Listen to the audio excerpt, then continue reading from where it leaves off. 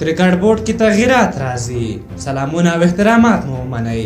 د کرکټ بورډ د 3 چارواکو دندې وځنډول شوې.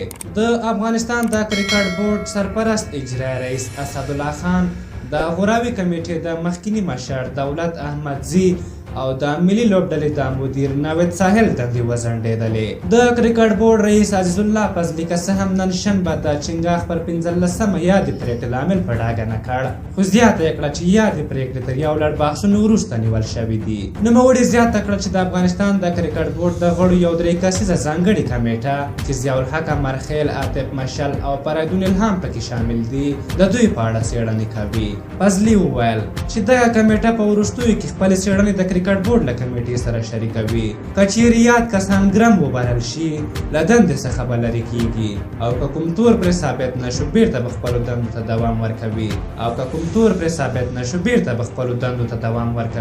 هغه وویل که چیرې په دغه څېړنو کې کوم شی نه و، دوی به بیرته خپلو مسؤلیتونو ته دوام ورکوي، خو که کوم شی پیښ شوی و، دوی به له خپلو دندو څخه لرې کیږي. د افغانستان د کرکټ بورډ رئیس همدارنګه وویل چې د نړیوال جام تر پای ته رسېدو وروسته به د جولای د 14مې د افغانستان کرکټ بورډ اجرایي رئیس هم وټاکل شي.